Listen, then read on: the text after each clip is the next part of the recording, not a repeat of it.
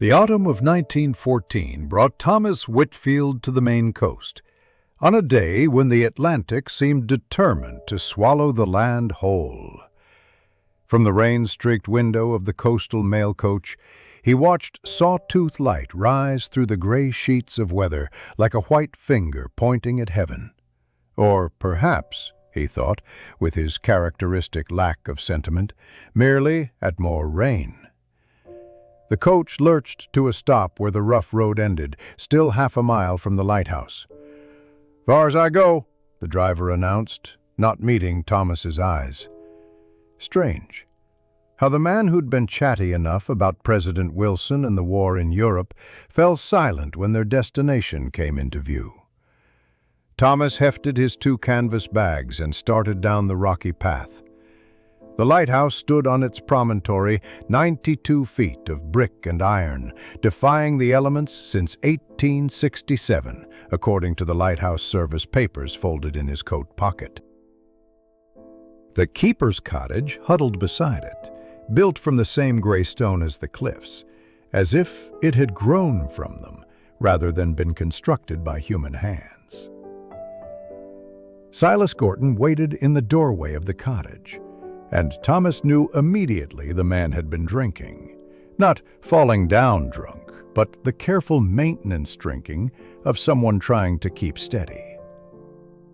"You're Whitfield, then," Gorton said, his voice carrying the slight shake that matched his hands. "Come to take over this cursed post." "Come to tend a lighthouse," Thomas corrected mildly, setting down his bags on the covered porch. Water drummed on the roof above them. "Nothing more or less than that, Mr. Gorton." The older man laughed, but there was no humor in it. "Oh, you'll learn different soon enough. They all do. Come in, come in. I'll show you the equipment while I still can." The cottage interior was warm and dry, heated by a coal stove that also served the small kitchen. Everything was built compact and efficient, designed for the solitary life of a keeper. Through the connecting door, Thomas could see the base of the lighthouse tower, where an iron spiral staircase wound upward into shadow. "The light itself is straightforward," Gorton explained as they climbed. His breath came short by the third landing. "Third-order Fresnel lens. Oil vapor system, though we got electricity run out from the village 2 years back. The rotation mechanism is clockwork, needs winding every 6 hours." He paused, gripping the rail. "It's not the light that's the problem." Thomas waited. In his 42 years, he'd learned that silence often drew out more truth than questions. "It's the foghorn," Gorton continued, resuming his climb. "Steam-powered, automatic trigger based on moisture in the air. Except..." He stopped at the equipment room door, his hand trembling on the handle. "Except sometimes it sounds when there's no fog. Clear nights, no moon. And when it does," his voice dropped to barely a whisper, "ships die." The equipment room housed a maze of pipes, gauges, and valves surrounding a massive brass horn that projected through the wall toward the sea. Thomas's engineer's eye immediately cataloged the system: a vertical boiler, pressure regulators, the moisture sensor mechanism, all connected by a complex array of Victorian-era pipework that had been modified and maintained over nearly 50 years. "How often does this false sounding occur?" Thomas asked, running his hand along a pipe joint, feeling for wear. "No pattern to it," Gorton said quickly, too quickly. "That's what makes it worse. Could be tomorrow, could be next month. But mark my words, when that horn cries into a clear night, check the shore come morning. You'll find wreckage." That evening, after Gorton had departed on the same coach that brought Thomas, our keeper sat alone in the cottage kitchen with a cup of coffee and the lighthouse logs. 5 years of entries in Gorton's shaky hand, growing worse toward the end. Before that, different hands stretching back decades. He read by lamplight as rain lashed the windows and wind howled around the tower. The entries were mostly routine. Weather conditions, ships sighted, maintenance performed, oil and supplies received.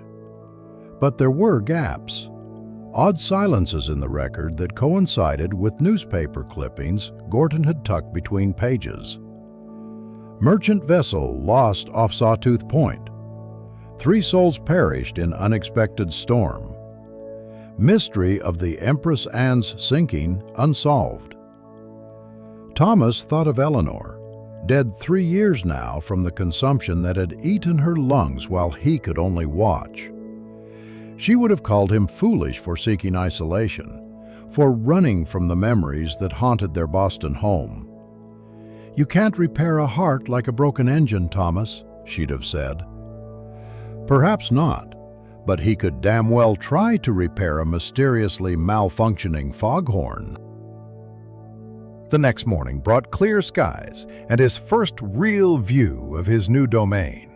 The lighthouse commanded a magnificent stretch of the Maine coast, all dark rocks and crushing surf below, pine forests marching away inland. To the north, he could just make out the church steeple of Rockport Village. To the south, nothing but ocean until Portugal. He spent the day learning the routines, checking oil levels, polishing the lens, testing the rotation mechanism. Everything worked perfectly, maintained with the obsessive care of a man with too much time and too many fears. As afternoon faded, Thomas climbed to the lamp room to light the beacon for his first night as keeper of Sawtooth Light.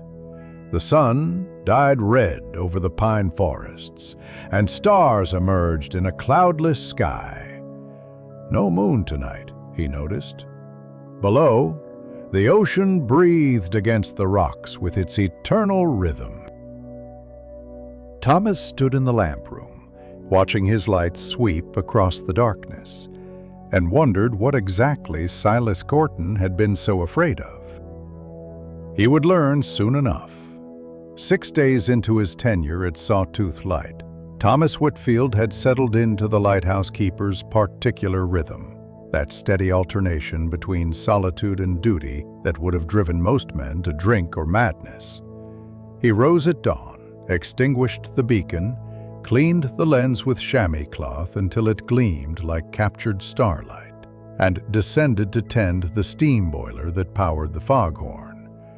The September air carried that peculiar Maine clarity that comes before winter, each breath sharp with salt and pine resin. On the night of September 21st, the weather was perfect. Too perfect, perhaps. Not a cloud troubled the sky, and the stars spread above the ocean like spilled sugar on black cloth. No moon. It had set 2 hours after sunset, leaving only starlight to silver the waves. Thomas stood on the gallery outside the lamp room, smoking his evening pipe, when it happened. The foghorn erupted into the night. The sound was wrong from the first second. Not the long, mournful bellow that warned ships in thick weather, but 3 short blasts followed by one long cry that seemed to hang in the air like an accusation. Thomas dropped his pipe, barely hearing it clatter on the iron grating as he raced down the spiral stairs, his mind already cataloging impossibilities. The moisture sensor couldn't have triggered. He could see stars reflected in the tide pools below. The manual control was locked in the equipment room, and he had the only key. By the time he reached the equipment room, the horn had fallen silent. The pressure gauges read normal. The moisture sensor showed dry conditions. Yet the smell of fresh steam hung in the air. And when Thomas touched the brass throat of the horn, it was warm.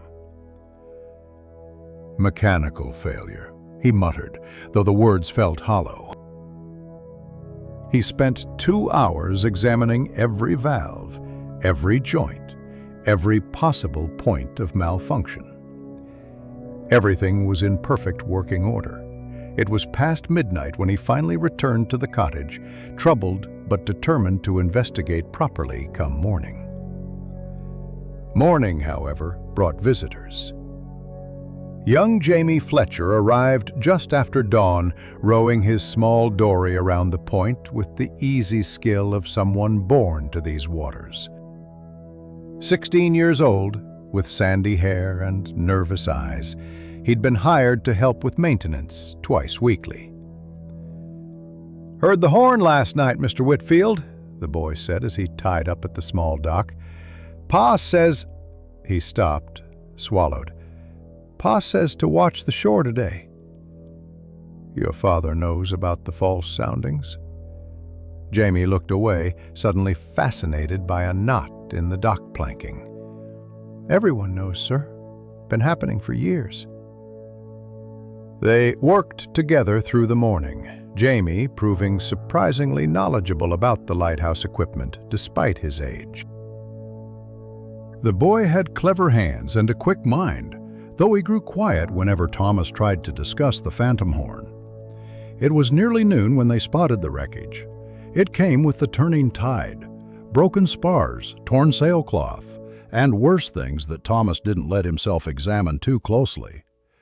The remains of what had been a merchant vessel, judging by the painted letter still visible on one plank. Therine Mar. The Catherine Marie, perhaps. Thomas made careful notes while Jamie stood pale and silent beside him. "We should report this to Captain Dodd," Thomas said. "Won't do no good," Jamie replied, then caught himself. "I mean, the captain will want to know, surely, but he never finds nothing. Ships wreck, people die, and nobody knows why." That afternoon, after Jamie had rowed away with promises to return Thursday, Thomas climbed back to the equipment room with his tools and his engineer's determination. He dismantled the moisture sensor first, examining each component with a magnifying glass he'd once used for watchwork. Nothing. The manual trigger mechanism came next, then the pressure valves, then the steam lines themselves. It was nearly sunset when he found it. A secondary valve hidden behind the main assembly, painted to match the surrounding pipes so perfectly he'd missed it in his first inspection. The valve was connected to a narrow copper tube that ran along the main steam line, almost invisible unless you knew where to look. When he traced the tube, he found it led to a small pressure chamber with its own gauge, tucked behind the boiler, where it would be easy to overlook. The modifications were old, but expertly done. Someone with considerable mechanical knowledge had altered this system years ago, creating a way for the horn to be triggered by... what? Thomas studied the mechanism as the last daylight faded. Atmospheric pressure, he realized. A significant drop in barometric pressure would cause just enough differential to open the hidden valve, releasing steam to sound the horn. But that made no sense. Pressure drops preceded storms, yes, but last night had been clear. Unless someone had found a way to trigger the pressure change artificially. But who? And more importantly, why? 2 nights later, his questions grew more urgent. The Catherine Marie was confirmed lost with all hands. 8 souls drowned in calm seas, their ship driven onto the rocks below Sawtooth Point. Captain Elias Dodd of the Coast Guard arrived the next morning, a lean man with calculating eyes and the bearing of someone who'd risen through the ranks on merit rather than connection. "Mr. Whitfield," the captain said, accepting a cup of coffee in the cottage kitchen, "I understand you're new to the post. Has Silas Gorton told you about our difficulties here?" "He mentioned the phantom horn, Captain." I've been investigating the mechanism. Dodd leaned forward, interested. And? Thomas hesitated. Something about the captain's intensity made him cautious. Still examining the equipment. These old steam systems can be temperamental. Indeed they can, Dodd set down his cup. I've been tracking these wrecks for 2 years now, Mr. Whitfield. Always the same pattern. Clear night, no moon, the horn sounds, and ships die. The lighthouse service says it's coincidence. The locals say it's cursed. I say it's neither. What do you say it is? The captain stood, walked to the window overlooking the rocks where fragments of the Catherine Marie still washed with each wave. I say someone in this county is using your lighthouse to commit murder, Mr. Whitfield, and I intend to find out who. After Dodd left, Thomas stood in the equipment room again, studying the hidden valve by lamplight. The captain was right, of course. This wasn't supernatural or accidental. But Thomas had learned something else from their conversation. Something in the way Dodd had said, "Your lighthouse." The captain didn't fully trust him yet. In a community this small, this insular, Thomas was still an outsider. He thought of Eleanor again, how she'd always been better with people than he was. "You see gears and springs, Thomas," she'd once said, "but people aren't machines. They're puzzles with pieces that keep changing shape." This puzzle had teeth, and it had already killed 8 people just this week. October brought shorter days and longer shadows to Sawtooth Light. Thomas Whitfield had developed his routines, the morning inspection of the lens, the afternoon maintenance of the steam system, the evening watch as his beacon swept across darkening seas.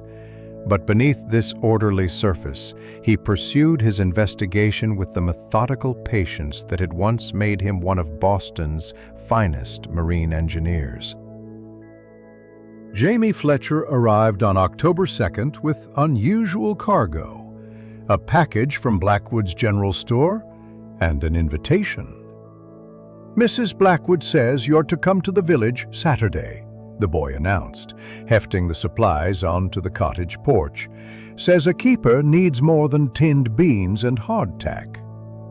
Thomas studied Jamie as they worked together to clean the lamp room's windows. The boy had capable hands, but nervous habits, constantly checking over his shoulder, starting at sudden sounds. "You knew the Catherine Marie's crew," Thomas said. It wasn't a question. Everyone knew them. Jamie rubbed harder at an imaginary spot on the glass. "Good men. Worked the Portland run for years without incident." Until they heard the horn. The boy's hand stilled. "Mr. Whitfield, some things are better left alone." 8 men died, Jamie. And asking questions won't bring them back. The boy's voice carried an edge of fear that seemed too old for his 16 years. "My pa used to ask questions. Now he's 2 years in the ground and my ma takes in washing to keep food on the table." Thomas filed this information away as he studied the boy's tense shoulders. "Your father was a fisherman. Best lobsterman on this stretch of coast until his boat went down in calm seas, just like—" Jamie stopped, shook his head. "I should go. Tide's turning." That afternoon, alone again, Thomas returned to his examination of the foghorn mechanism. He'd found 3 more modifications hidden in the system: a secondary steam reservoir, a timing mechanism that looked like it came from a ship's chronometer, and most interesting, a series of small vents that could alter the horn's pitch. Someone hadn't just modified this system to sound falsely. They'd designed it to produce specific patterns. He was transcribing these patterns from the lighthouse logs when he noticed something else. The phantom horn only sounded when certain ships were passing. Not random vessels, but specific runs. The Catherine Marie on the Portland route, the Empress Anne carrying textile goods, the Northern Star with its cargo of machinery. All valuable hauls, all lost with most or all hands. Saturday dawned gray and misty. Perfect weather for the 3-mile walk to Rockport Village. Thomas followed the coastal path, breathing in the smell of wet pine and salt. The village appeared through the mist like something from an older century. White clapboard houses clustered around a harbor, the steeple of St. Bartholomew's Church standing sentinel over weathered graveyards. Blackwood's General Store occupied a prime corner location, its windows full of everything from fishing nets to fancy ribbons. A bell rang as Thomas entered, and Martha Blackwood emerged from behind the counter with a smile that transformed her serious face. 35 years old, Jamie had said, widowed 5 years. She wore black, but the severity was softened by wisps of dark hair escaping from her pins and flour dust on her apron. "Mr. Whitfield," she said, "I was beginning to think you'd become a hermit already." "The lighthouse keeps me busy, Mrs. Blackwood." "Martha, please. And the lighthouse has kept many men busy. Busy until they weren't anything at all." She gestured to a back room. "Come, I've made coffee, and we need to discuss your supply orders." The back room was part office, part kitchen, with ledgers stacked beside mixing bowls. Martha poured coffee from a blue enamel pot, her movements efficient but graceful. "You've been investigating the Horn," she said without preamble. Thomas raised an eyebrow. "News travels fast in Rockport. Everything travels fast here, including trouble." She sat across from him, her brown eyes serious. "Silas Gorton investigated too. That's why he drinks now. The keeper before him, Mr. Hellingham, investigated until he threw himself from the gallery one December night. You're warning me off? I'm warning you to be careful. This isn't Boston, Mr. Whitfield.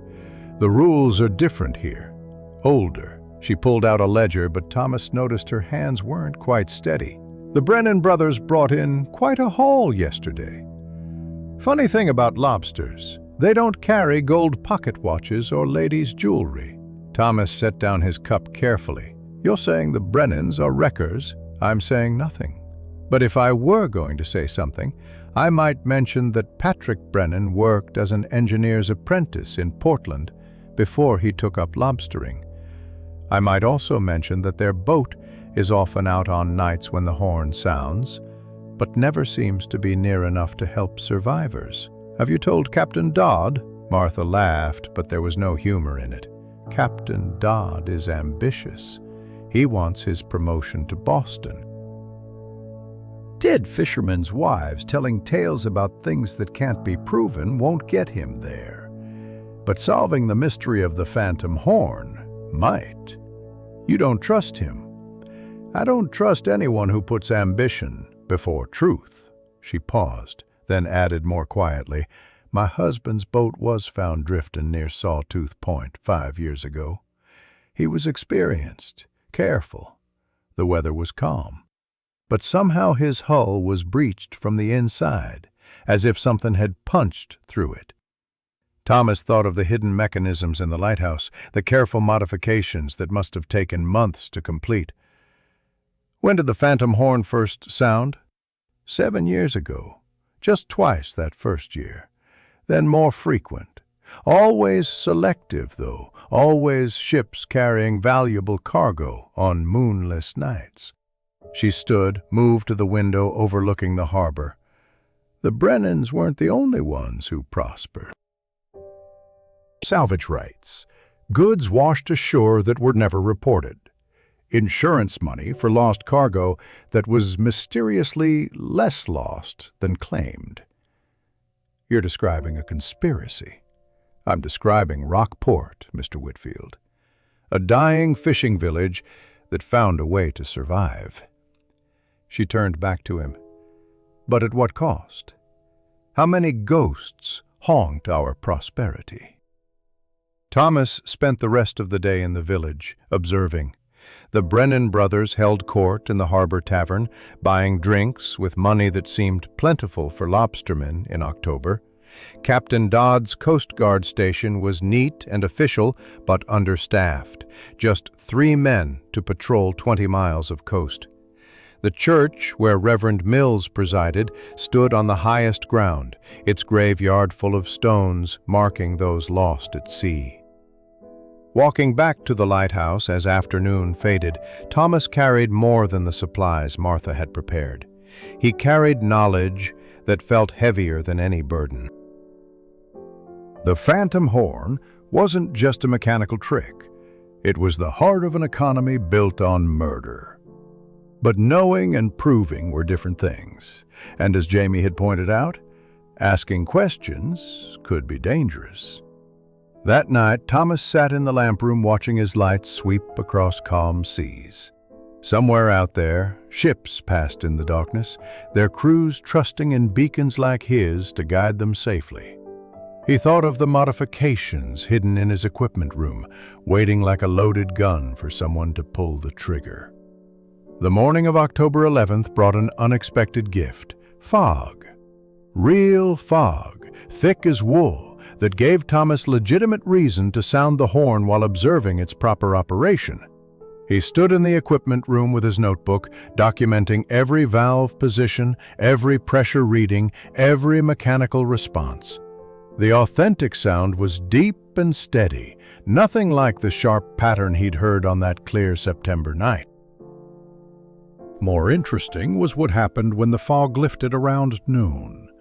The system should have shut down automatically, but there was a 3-second delay, barely noticeable unless you were watching for it. During those 3 seconds, Thomas observed a slight tremor in the hidden secondary valve, as if it were fighting against the primary system's shutdown sequence. He was still pondering this when voices drifted up from below. Through the equipment room window, he saw the Brennan brothers tying their lobster boat at the small dock. Patrick, the elder, moved with the confidence of a man who knew his business. Michael followed, carrying something wrapped in canvas. Thomas descended to meet them, maintaining the careful neutrality he'd learned was essential in Rockport.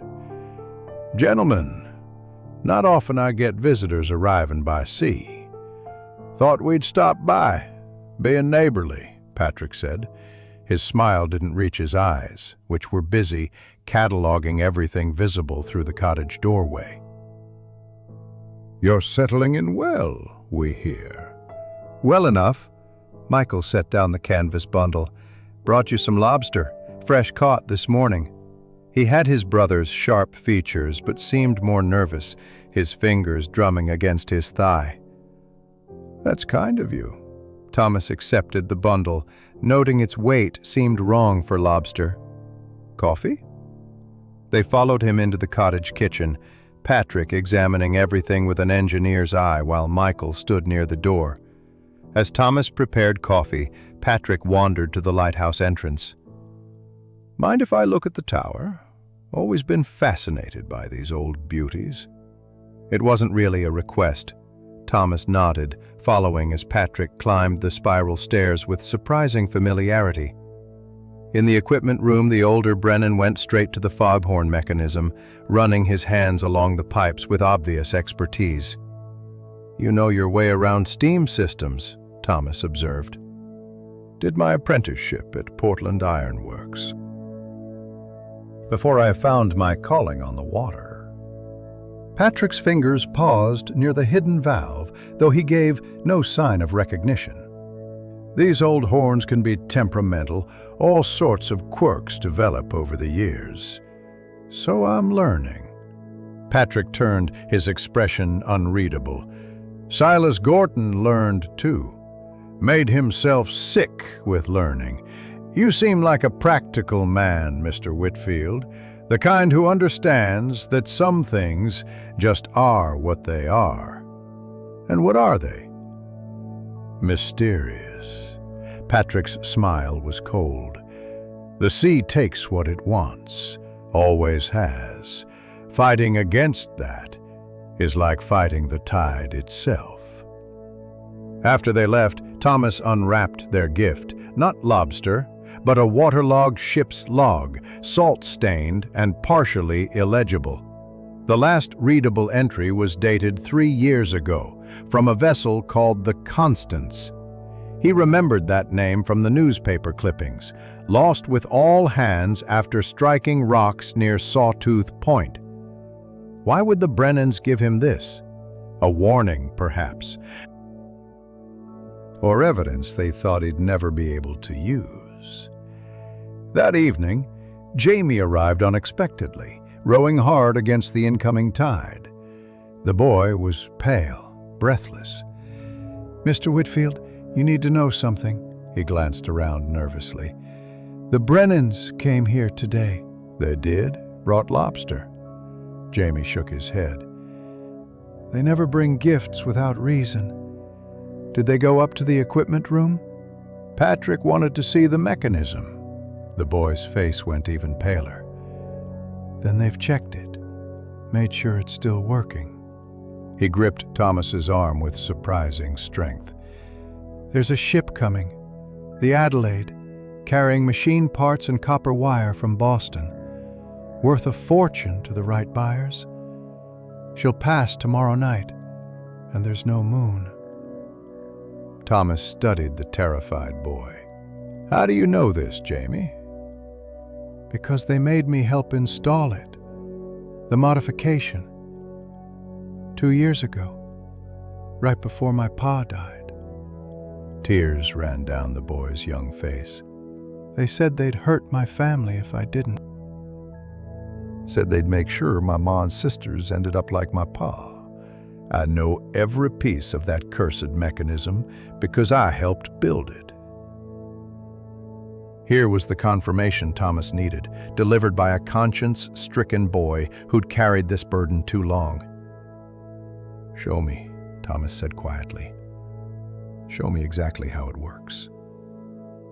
They climbed to the equipment room together, Jamie pointing out details Thomas had missed. The trigger mechanism wasn't just atmospheric pressure. It was a combination of pressure differential and a magnetic switch that could be activated from outside the lighthouse. The Brennans had a device on their boat that could trigger the horn remotely when conditions were right. "The timing mechanism ensures it sounds exactly like the old warning pattern for extreme danger," Jamie explained. "Ships hear it and change course, trying to avoid whatever hazard the lighthouse is warning about." "But changing course puts them straight onto Devil's Teeth, the rocks just south of the point." "How many ships, Jamie?" 14 that I know of, maybe more from before." The boy was crying openly now. "Over 60 dead, Mr. Whitfield, and I helped make it possible." Thomas gripped the boy's shoulder. "You were 14 years old and protecting your family. The guilt belongs to those who forced you." He looked at the mechanism with new understanding. "Can you disable it without them knowing?"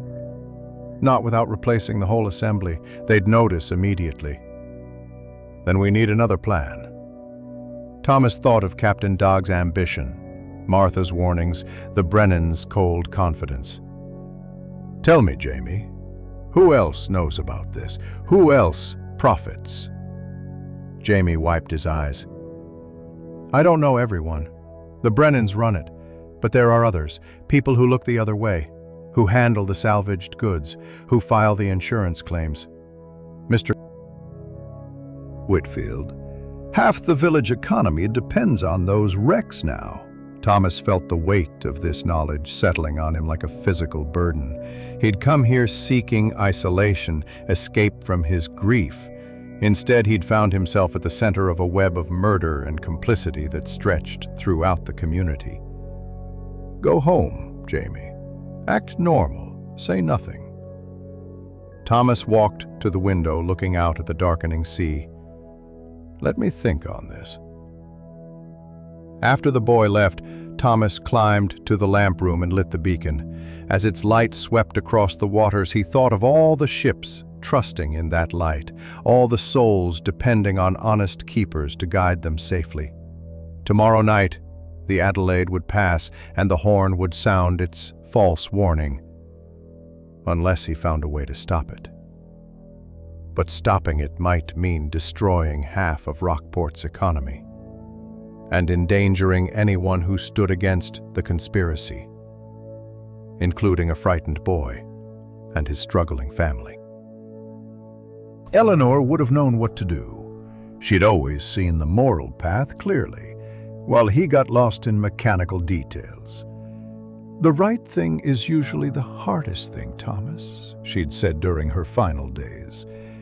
"That's how you know it's right." October 21st arrived with unseasonable warmth and dead calm seas, conditions that made Thomas Whitfield deeply uneasy. He'd spent the previous night awake, knowing the Adelaide had passed safely. The horn had never sounded, though whether due to his presence in the equipment room or some other factor, he couldn't say. Now, as afternoon faded toward evening, he prepared for what Jamie had warned would be another attempt. The boy had slipped him a note with the morning supplies. "Portland Queen tonight. Textiles and manufactured goods. They won't miss twice." Thomas had spent the day preparing.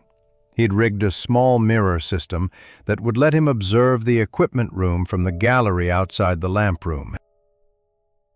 He'd also mapped every modification Jamie had shown him, creating detailed technical drawings that could serve as evidence. Most importantly, he'd discovered something the boy hadn't known: a secondary trigger mechanism hidden in the lighthouse basement, connected to the main system by wires running through the walls. As darkness fell, he took his position on the gallery, telescope in one hand, notebook in the other. The Portland Queen's lights appeared on the southern horizon just after 9 o'clock, steady and unsuspecting. At 9:23, Thomas saw lights flash from the shore, 3 short, 3 long, 3 short. A distress signal, but sent from land toward the sea. The foghorn erupted 30 seconds later. Through his mirror system, Thomas watched the equipment room valves activate without any human presence. The sound that emerged was precisely crafted, not the steady warning of fog, but an urgent pattern that suggested immediate danger. Through his telescope, he saw the Portland Queen's lights begin to turn, her captain responding to what he believed was a legitimate warning. Thomas made careful notes of everything: the timing, the ship's response, the lights that appeared along the shore tracking the vessel's fatal course correction. He watched the Brennan's boat emerge from behind the point, not to rescue, but to observe, like vultures waiting for the feast. Then something unexpected happened. The Portland Queen reversed engines, her captain apparently recognizing the trap. The ship struggled to correct course, fighting momentum and current. For a moment, Thomas thought she might escape. Then her lights flickered and went dark. The sound of the impact carried across the water minutes later, not the grinding crash of rocks, but something else. An explosion. The Portland Queen had struck something, but not devil's teeth. Through his telescope, Thomas saw flames spreading across her deck. This wasn't part of the wreckers' plan. Their profits depended on salvageable cargo, not incineration. He raced down to the cottage, grabbing the emergency flare gun. From the shore, he fired 3 flares in succession, the lighthouse keeper's signal for maritime disaster. It would bring the Coast Guard, though probably too late for the Portland Queen's crew. Within an hour, the sea around Sawtooth Point was full of boats. Thomas watched from the gallery as local fishermen, Coast Guard vessels, and even the Brennan's boat converged on the burning wreck. Some came to help, others to salvage. In the flickering firelight, it was impossible to tell heroes from vultures. Captain Dodd arrived at the lighthouse just before midnight, his uniform singed and his face grim. 23 souls aboard, he said, without preamble. We saved 11. The rest, he shook his head. She struck a mine, probably drifted from the European shipping lanes. The war's coming to our shores, Mr. Whitfield, even if we're not in it yet. A mine. Thomas felt the irony of it. The wrecker's trap had driven the ship into a different, unplanned danger. The horn sounded tonight, Captain, on a clear night. Dodd's eyes sharpened. I heard it from the station. That's what turned the Portland Queen toward the minefield. He pulled out a notebook. Tell me what you observed. Thomas chose his words carefully. He described the horn sounding, the ship's course change, the explosion. He didn't mention the signal lights from shore or his detailed observations of the mechanism's activation. Trust was still a luxury he couldn't afford. I've been investigating the equipment, Thomas added. Found some unusual modifications, old ones from the look of them. Show me.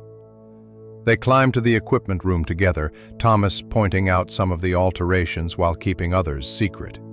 Dodd examined everything with an intensity that suggested more than professional interest. Could these modifications allow remote triggering? Theoretically, yes. The captain turned to face him. Mr. Whitfield, I need to know, are you with me or against me in this investigation? Before Thomas could answer, footsteps echoed on the iron stairs. Martha Blackwood appeared in the doorway, breathless and carrying a medical bag. They need help with the survivors, she said. I came as quick as I could. Her eyes moved between the two men, reading the tension. Mrs. Blackwood's husband died near here, Dodd said, his tone carefully neutral. She has her own interests in these matters. Martha's face hardened. My interest is in stopping the killing, Captain. How many more have to die before someone does something? Evidence, Mrs. Blackwood. I need evidence that will stand in court, not village gossip and suspicions. Thomas watched them argue, noting the familiarity that suggested this wasn't their first confrontation on the subject.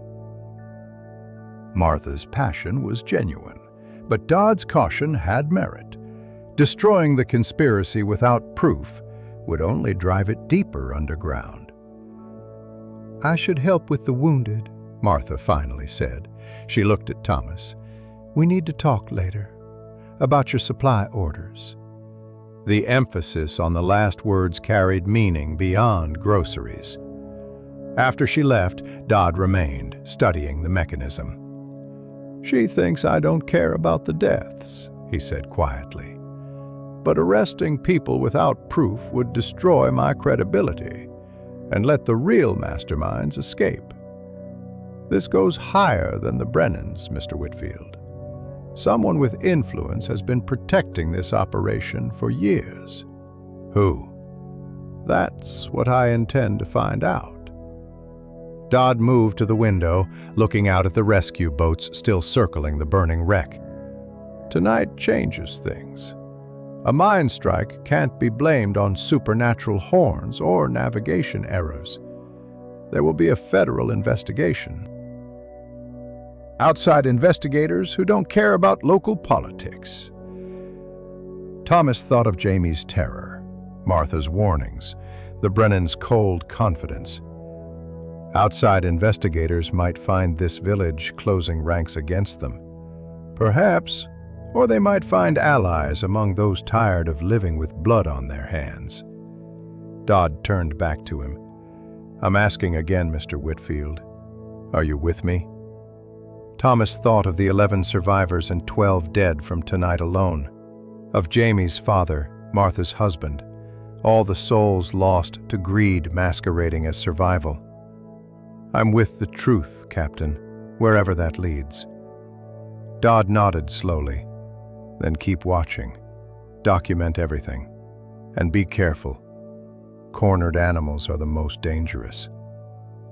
The captain left, and Thomas stood alone in the equipment room, surrounded by the machinery of murder disguised as safety equipment.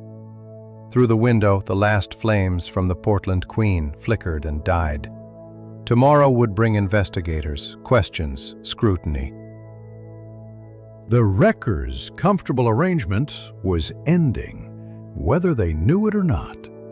The last day of October brought Reverend Josiah Mills to Sawtooth Light, his monthly visit coinciding with All Saints' Eve.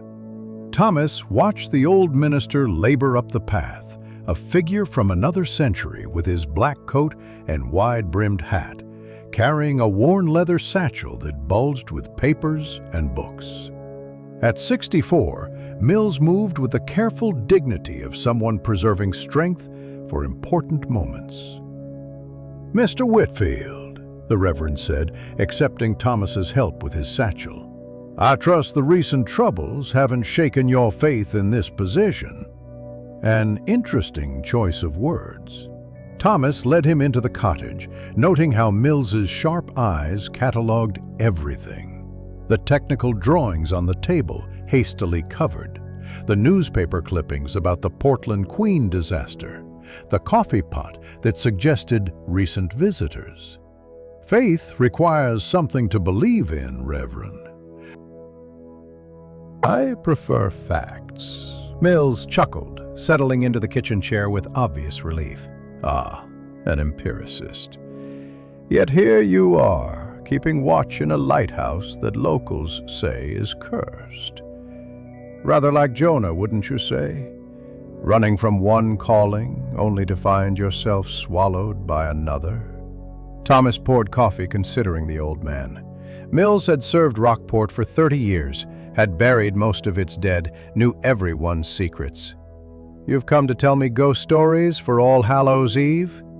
I've come to tell you history, which is often more frightening than any ghost story." Mills pulled a journal from his satchel, its pages yellow with age.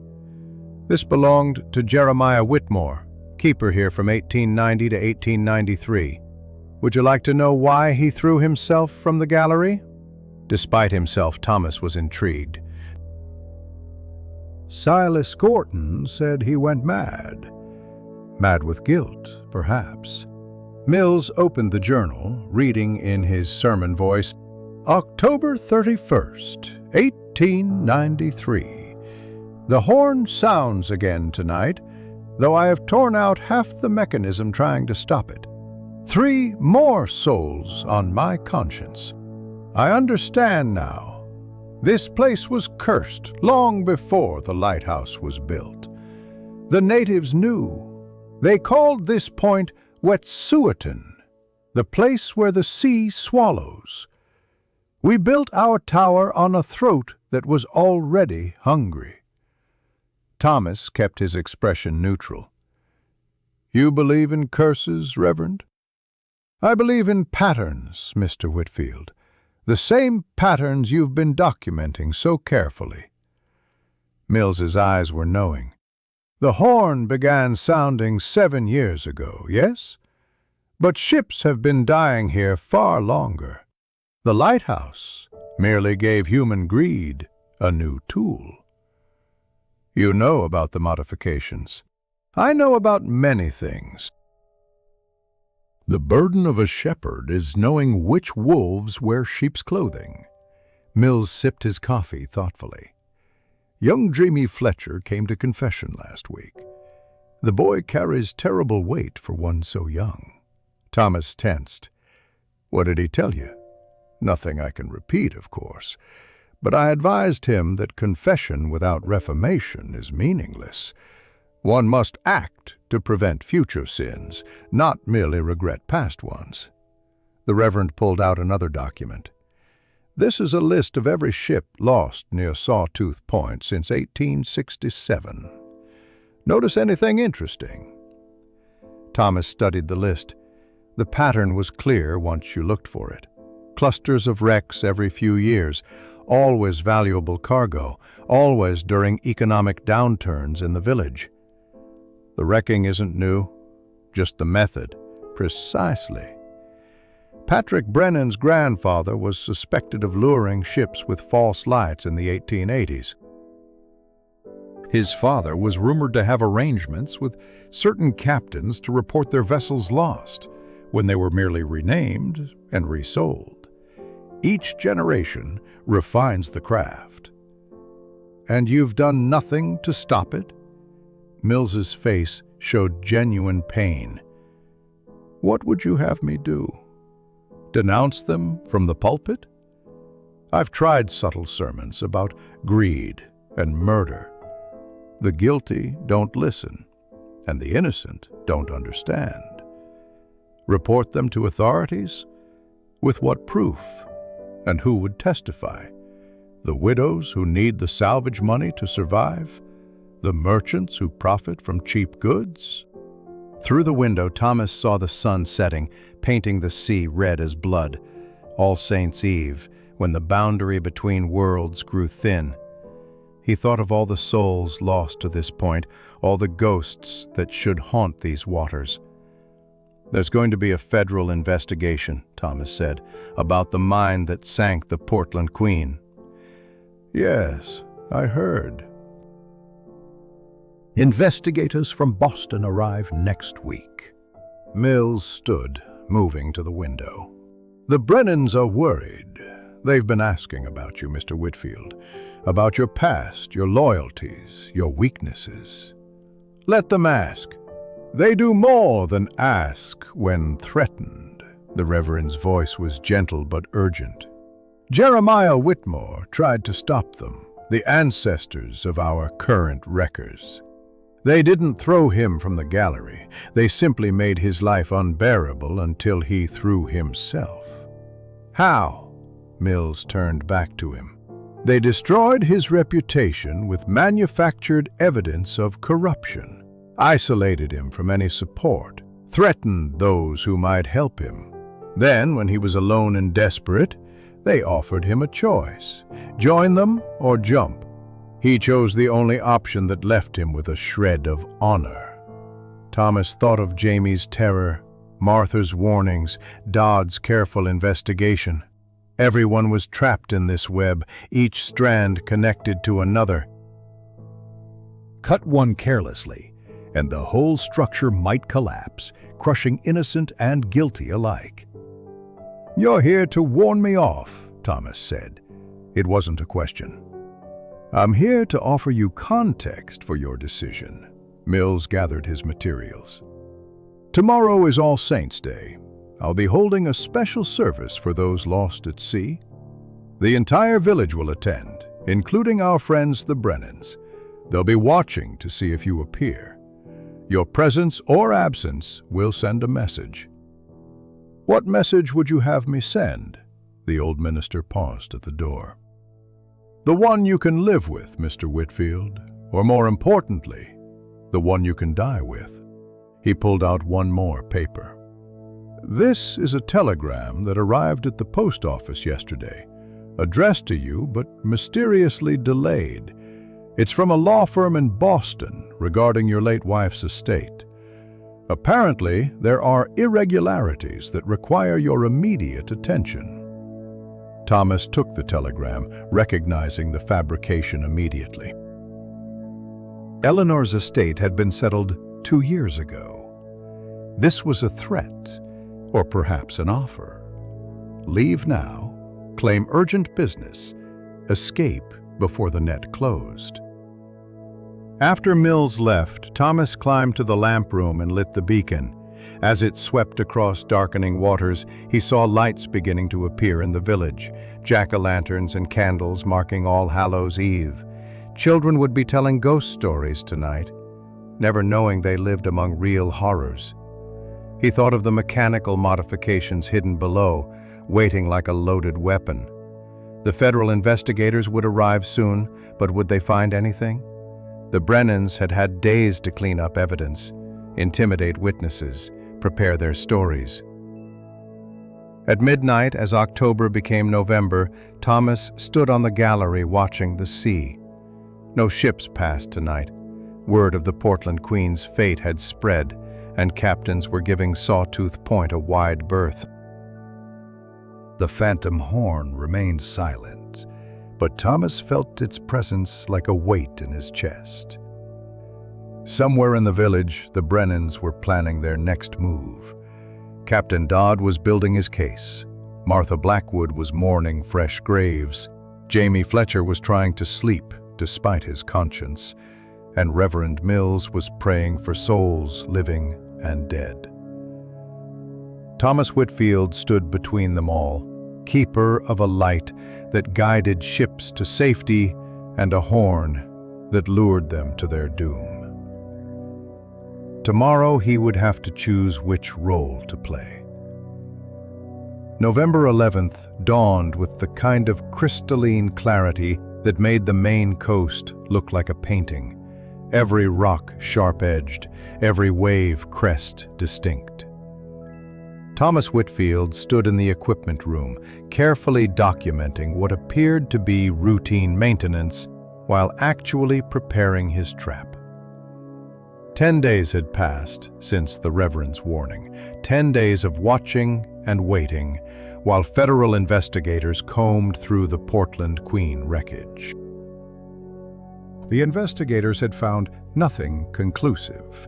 The Brennans had been too careful, the village too united in its silence.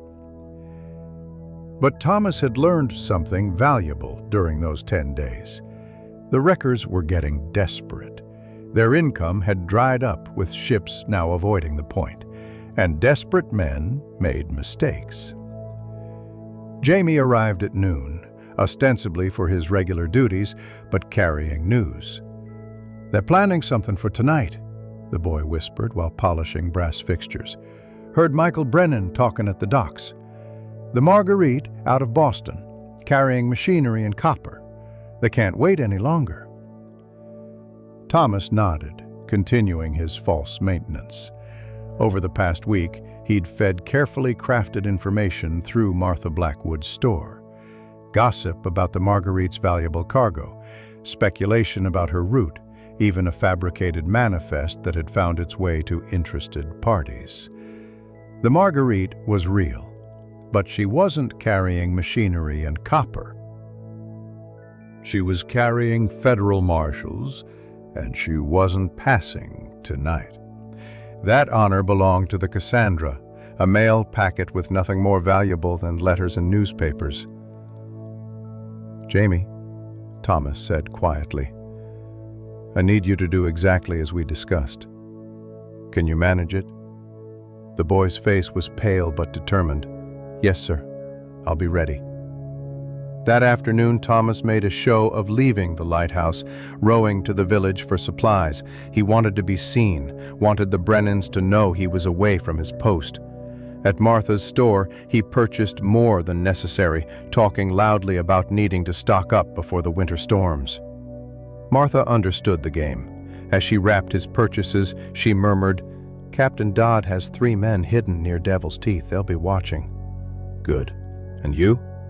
"I'll be at the church with Reverend Mills, praying for souls as widows do." Her smile was sharp. "And perhaps watching the harbor from the bell tower." Thomas returned to the lighthouse as dusk fell, making noise as he secured his boat, wanting any observers to know the keeper was back at his post. He climbed to the equipment room and began his real work, not disabling the mechanism, but enhancing it. Using Jamie's knowledge and his own engineering skill, he'd added a recording device, a mechanical wonder of his own design that would capture every activation of the system on a rotating drum of paper. At 8:43, the Cassandra's lights appeared on the horizon, right on schedule. Thomas watched from the gallery as she approached, a modest vessel following the standard shipping lane. To any observer, she looked exactly like the valuable Marguerite was supposed to look. At 9:15, the signal came from shore. 3 short, 3 long, 3 short. The same pattern as before. Thomas watched his recording device as the phantom horn erupted into the night, its modified cry echoing across the water. The Cassandra immediately changed course, her captain responding to what seemed like an urgent warning. But this time, Thomas was ready. The moment the horn stopped, he triggered the real foghorn. Not the modified pattern, but a long, steady blast that meant danger at present position. The Cassandra's captain, confused by conflicting signals, slowed rather than turning fully. Through his telescope, Thomas watched chaos erupt on shore. Lights that shouldn't exist flared and died. The Brennan's boat, which had been creeping toward Devil's Teeth, suddenly reversed course. They'd realized something was wrong, but too late. The Cassandra, moving slowly, scraped the outermost rocks, but didn't founder. Her distress flares lit the night sky, and within minutes, legitimate rescue boats were racing from the harbor, including Captain Dodd's Coast Guard vessel, which had been waiting just out of sight. Thomas descended to the cottage, where Jamie was waiting as planned, having slipped in through the basement entrance. "It worked," the boy said, trembling with relief and fear. "But they'll know. The Brennans will know someone betrayed them." "Let them know." Thomas handed Jamie a sealed envelope. "Take this to Captain Dodd immediately. It contains the recording from tonight and documentation of every modification to the horn, proof that can't be denied or destroyed." Jamie clutched the envelope. "What about you? They'll come here." "I'm counting on it." The boy left through the basement, and Thomas returned to the equipment room to wait. He didn't wait long. At 10:30, footsteps echoed on the iron stairs, heavy, deliberate, multiple sets. Patrick Brennan appeared first, his face dark with rage. Michael followed, and behind them, two men Thomas didn't recognize. "You've destroyed us," Patrick said without preamble. "Years of work, gone because of you." Thomas stood calmly by the mechanism. "You destroyed yourselves the moment you turned a lighthouse into a weapon." "Pretty words from a dead man." Patrick pulled out a revolver, an old Navy model that had probably killed before. "Tragic accident, the keeper falling from the gallery, just like Whitmore in '93. Except Whitmore didn't leave detailed documentation with federal authorities. Thomas moved slightly, positioning himself near the steam valve. "And he didn't have witnesses." Patrick's eyes narrowed. "What witnesses?" The answer came from below. Voices, many voices climbing the tower. Captain Dodd's voice rose above them. "Stand down, Brennan! The lighthouse is surrounded!" For a moment, violence hung in the air like fog. Patrick's finger tightened on the trigger, and Thomas tensed to dive for cover. Then Michael grabbed his brother's arm. "It's over, Pat. Can't you see? It's over." The revolver lowered slowly, and Patrick Brennan seemed to age 10 years in that moment. 7 years, he muttered. 7 years of keeping this village alive, and they'll call us monsters. "You killed innocent people for money," Thomas said quietly. "What else would you call it?" "Survival." Patrick's voice was bitter. "You've been here 2 months, Whitfield. You don't know what it was like before, watching this place die one fishing season at a time. Empty houses, children leaving for the cities. Nothing left but old people and memories." Captain Dodd appeared in the doorway, flanked by federal marshals. "Patrick and Michael Brennan, you're under arrest for conspiracy, murder, and violation of maritime law." As they were led away, Patrick turned back to Thomas. "You think you've won? Half this village benefited from what we did. You've just signed Rockport's death warrant." After the arrests, 5 men in total, Though Thomas suspected more were involved, Captain Dodd remained in the equipment room. "Your recording device was ingenious," he said, examining the mechanism. "Clear proof of the phantom horn's activation. Will it be enough? Combined with Jamie Fletcher's testimony and the documentation you've gathered, yes." Dodd paused. "The boy was brave to come forward. He was scared. There's a difference between bravery and having no choice left." Dodd nodded slowly. "Perhaps, but the result is the same. The killing stops." Through the window, Thomas could see boats gathering where the Cassandra had scraped the rocks. She was being towed to safety, her crew shaken but alive. No new ghosts would join the roster tonight. "What will happen to the village?" Thomas asked. "It will survive or it won't." Dodd's tone was pragmatic. "But it will do so honestly now." The morning of November 22nd brought a harsh wind from the northeast, driving sheets of sleet against the lighthouse windows. Thomas Whitfield stood in the cottage kitchen, reading the letter that had arrived with the Dawn supply boat. The trial date was set, December 15th in Portland. He would be called as the primary witness against the Brennan brothers and their confederates. But first, there were more immediate concerns. Jamie Fletcher had arrived an hour ago, soaked and terrified. "They came to our house last night," the boy said through chattering teeth. "Men I didn't recognize, said we'd regret testifying, said accidents happen to families who don't mind their own business." Thomas poured the boy hot coffee, his mind working through possibilities. The Brennans were in custody, but their network remained partially intact. Someone with influence was still pulling strings, trying to intimidate witnesses before the trial. "Where's your family now?" Thomas asked. "Reverend Mills took them to the parsonage, but we can't stay there forever." Jamie's young face showed the strain of the past weeks. "Mr. Whitfield, I'm scared. Not for me, but for Ma and my sisters." A knock at the door interrupted them.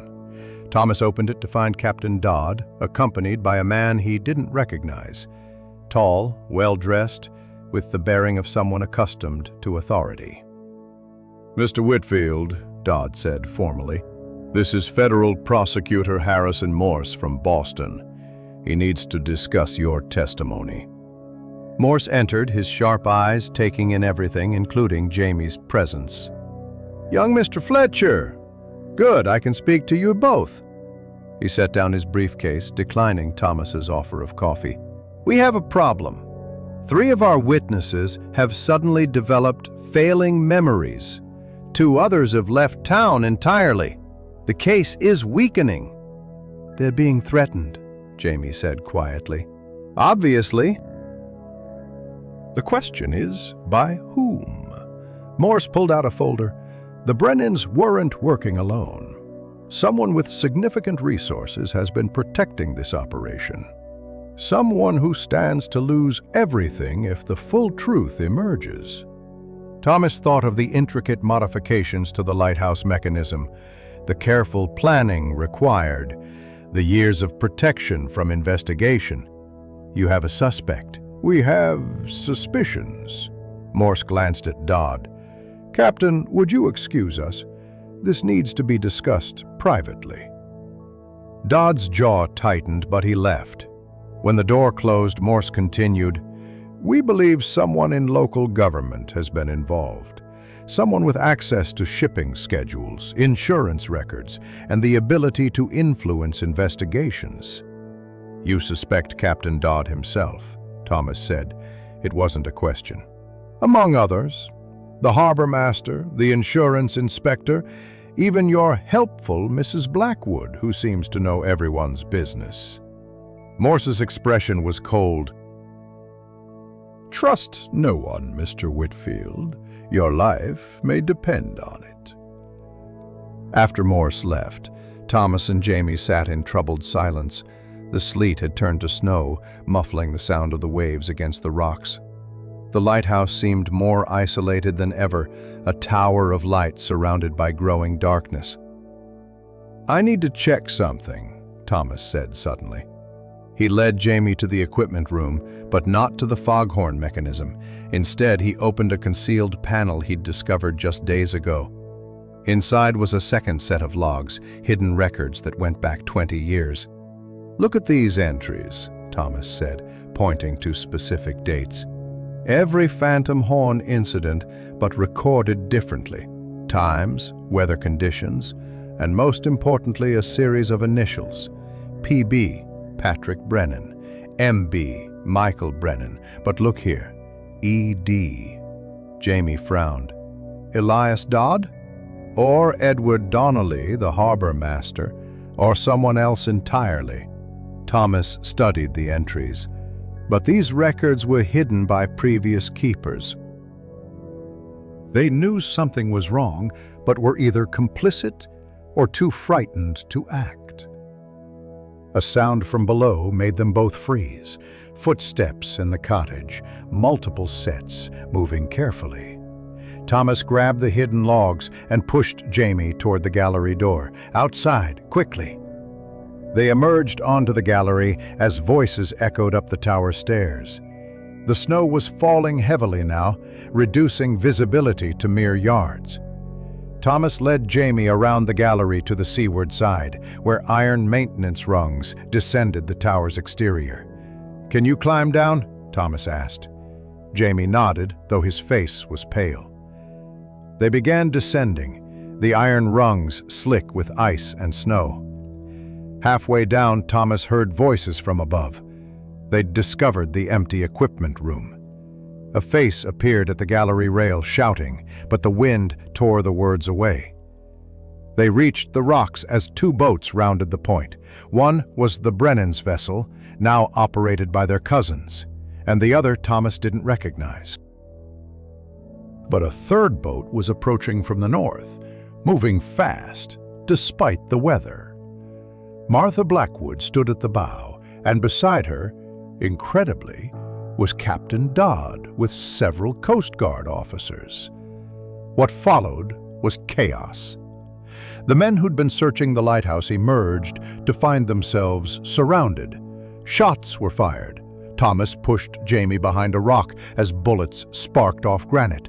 The Brennan's cousins tried to flee by boat, but were cut off by Dodd's vessel. When the shooting stopped, 5 more men were in custody, including Edward Donnelly, the harbor master who'd been using his position to coordinate the wrecking operation for 15 years. He'd been the hidden hand behind it all, the one who'd recruited the Brennans, who'd protected them from investigation, who'd grown rich on blood. In the cottage afterward, as statements were taken and evidence collected, Martha Blackwood made coffee for everyone with steady hands. "I knew it was Donnelly," she said quietly to Thomas. "He was too interested in which ships carried what cargo, too knowledgeable about insurance values." "Why didn't you say anything?" "To whom? He had ears everywhere. Even Captain Dodd reported to him initially." She paused. "That's why I watched you so carefully when you arrived. I needed to know if you were another of his recruits or someone who might finally help end this." Captain Dodd approached them, looking exhausted but satisfied. "Mr. Morse owes you an apology, Whitfield. And my thanks. I've been investigating Donnelly for months, but couldn't move without proof. Your trap forced him to expose himself." Thomas thought of all the deception, the layers of suspicion and mistrust that had nearly let the guilty escape. The truth was there all along, hidden in plain sight. "Most truth is," Dodd replied. "We just need the courage to see it." As evening fell, Thomas climbed alone to the lamp room to light the beacon. The snow had stopped, and stars were beginning to appear between breaking clouds. Below, boats moved through the harbor, but now they carried investigators and witnesses, not wreckers and conspirators.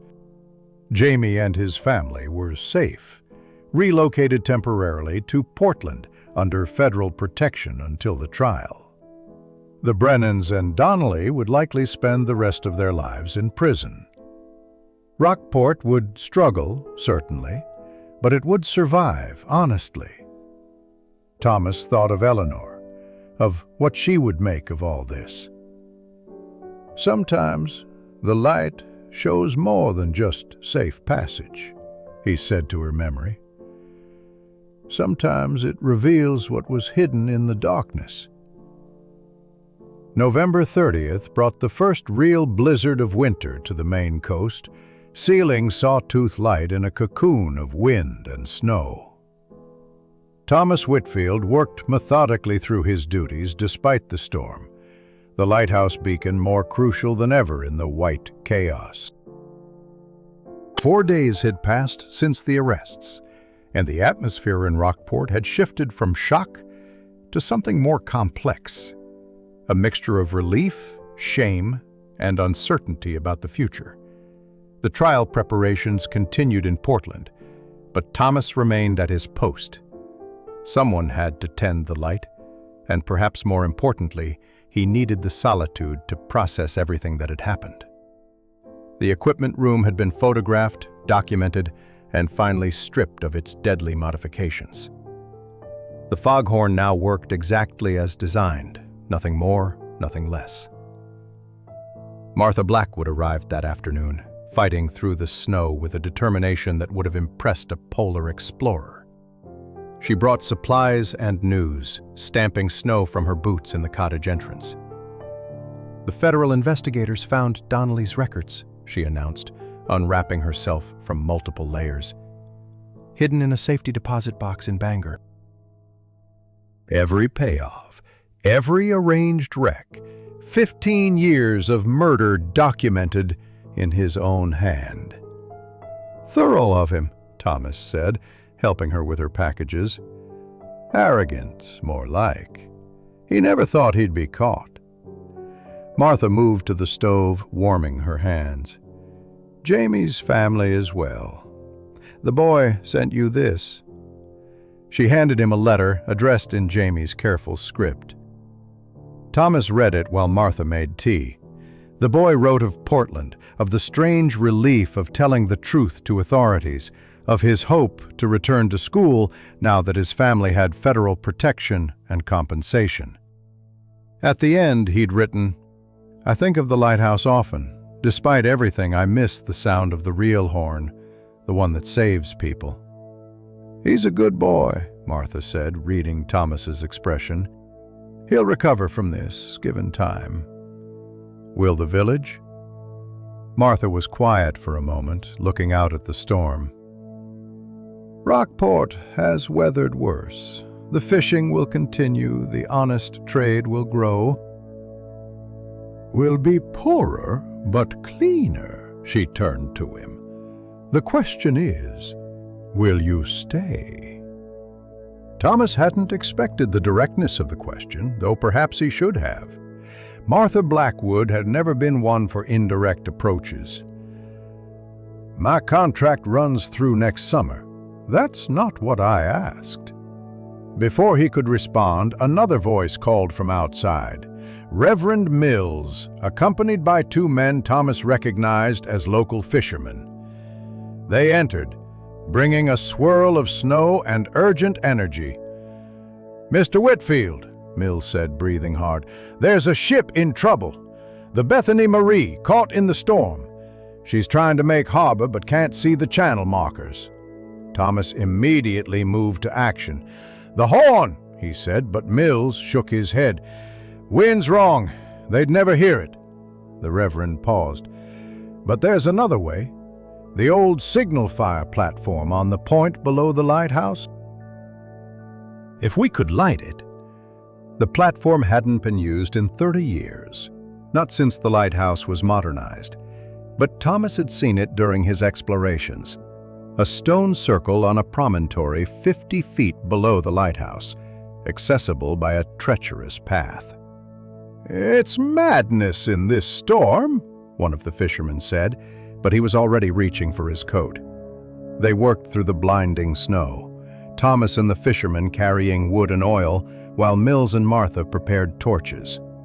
The path down to the platform was ice-covered and nearly invisible, but they managed it, forming a human chain to pass materials down. The signal fire, when they finally got it lit, blazed up through the storm like a second lighthouse, lower and more primitive, but unmistakably a beacon of guidance. Thomas tended it, feeding wood and oil, while the others watched the sea. "There!" Martha shouted, pointing through the snow. Lights appeared, wavering but steadying, as the Bethany Marie corrected her course. She was using the fire and the lighthouse above to triangulate her position, finding the channel by the beacons they provided. It took 2 hours for the ship to make harbor safely. 2 hours of maintaining the fire in brutal conditions. When they finally climbed back to the cottage, exhausted and frozen, a dozen boats had gathered in the protected harbor, all having followed the Bethany Marie to safety. "No phantom horn tonight," Mills said, accepting a cup of hot coffee with shaking hands. "Just honest fire and true intent." The fishermen departed once the storm began to slacken, but Mills and Martha remained. They sat in Thomas's kitchen as night fell, an unlikely trio brought together by circumstance and crisis. "The village owes you more than it can repay," Mills said finally. "Not just for exposing the conspiracy, but for reminding us what a lighthouse is meant to be." "I did what anyone would have done." "No," Martha said firmly. "You did what someone should have done years ago." Silas Gorton knew, but he drank himself into silence. The keeper before him knew, but he chose the coward's exit. You chose differently. Thomas thought of Eleanor, of her final days when choosing anything had been a victory against pain and despair. "Sometimes we don't choose our battles," he said. "They choose us." Mills stood to leave, pausing at the door. "The trial starts in 2 weeks. After that, Rockport will need to rebuild more than its reputation. It will need to rebuild its soul. Good lighthouses need good keepers, Mr. Whitfield. And good communities need good men." After the Reverend left, Martha remained. They sat in comfortable silence, watching the snow fall past the windows. The storm was passing, and stars began to appear between the clouds. "I lost my husband to this coast," Martha said quietly. "For 5 years I've hated this place, the sea, everything about it. But tonight, watching that ship come safely to harbor..." She trailed off, then continued. "Perhaps it's not the sea that kills. Perhaps it's what we do with it." "The sea is just the sea," Thomas agreed. "It's neither cruel nor kind. It simply is." "Like grief," Martha said, and Thomas understood she wasn't just talking about her husband anymore. "It simply is, until we decide what to do with it." She left soon after, but her words lingered. Thomas climbed to the lamp room and stood beside the beacon, watching it sweep across the calming waters. Tomorrow would bring more preparations for the trial, more revelations about the depth of the conspiracy. But tonight, ships passed safely, guided by honest light. He thought of Jamie's letter, of the boy missing the sound of the true horn. Perhaps that was the real tragedy of the wreckers' scheme. They'd turned a tool of salvation into a weapon of destruction, corrupting not just the mechanism, but the very idea of it. But corruption could be cleansed, trust could be rebuilt, and lighthouses could once again mean what they were meant to mean. It would take time, patience, and perhaps most importantly, people willing to tend the light through whatever storms might come. Christmas Eve of 1914 arrived at Sawtooth Light with a gentle snowfall, and seas calm as glass. Thomas Whitfield stood in the lamp room, polishing the Fresnel lens with the careful attention that had become both duty and meditation. The trial in Portland had concluded a week ago, guilty verdicts for all primary conspirators, though some of the lesser players had received lighter sentences in exchange for testimony. Justice, imperfect but final, had been served. The lighthouse felt different now, cleansed somehow. The foghorn had sounded twice in the past month, both times in legitimate fog, and ships had responded appropriately.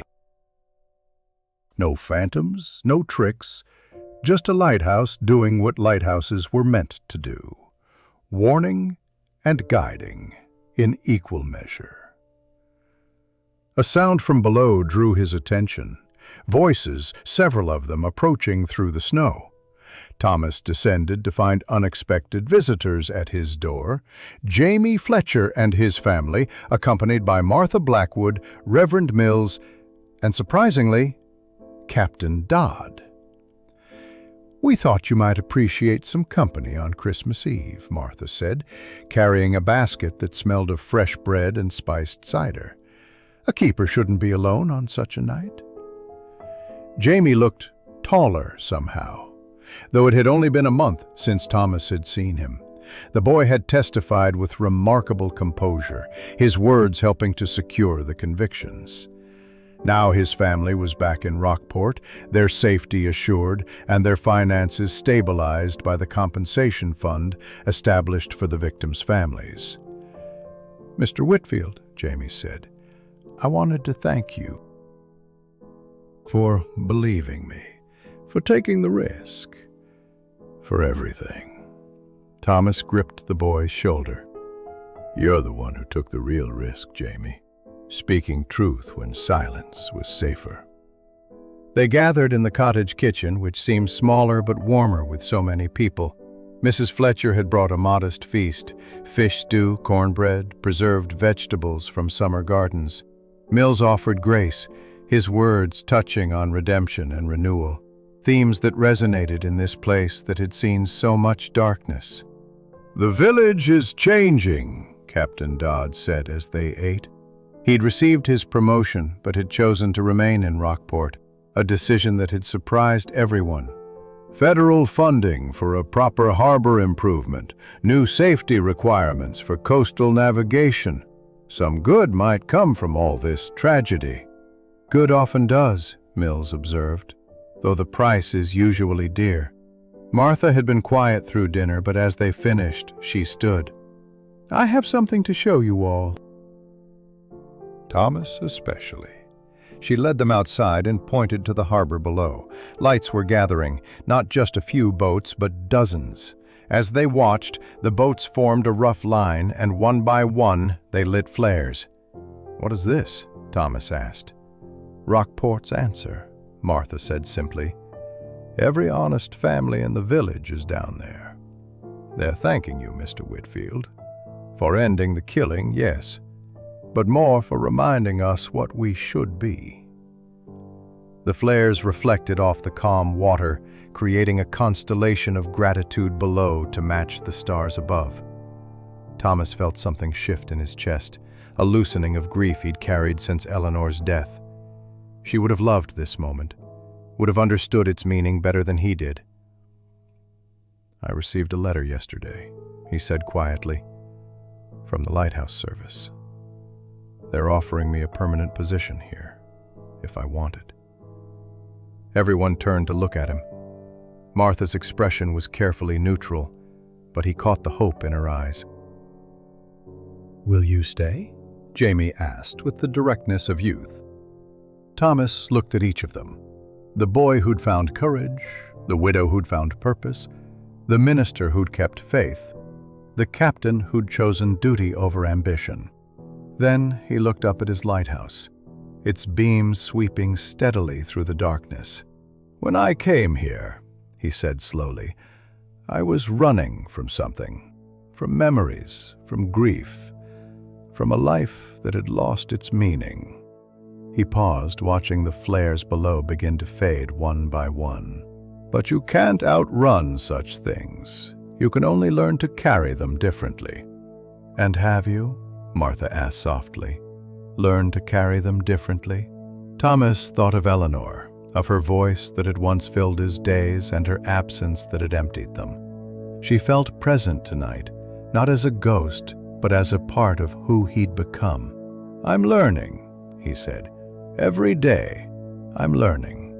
Captain Dodd raised his cup of cider. To learning, then.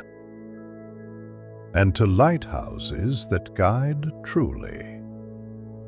They all drank, and conversation turned to lighter things. Plans for the new year, hopes for better fishing, gossip about who might court whom in the spring. As midnight approached, they bundled up to stand on the gallery, watching the lighthouse beam sweep across the peaceful sea. My father used to say, Jamie offered, that a lighthouse is like a conscience. It doesn't stop you from going wrong, but it shows you the right way if you're willing to see it. Your father was a wise man, Thomas said, and meant it. One by one, his visitors departed, until only Martha remained. They stood together in comfortable silence, watching the last lights in the village go dark. You didn't actually answer, she said finally. About staying. Thomas turned to her, this woman who'd lost as much as he had, but had found a way to continue. Would it matter to you if I stayed? It would matter to the village, to the ships that pass. To Jamie, who needs to see that good men can stand against evil and survive.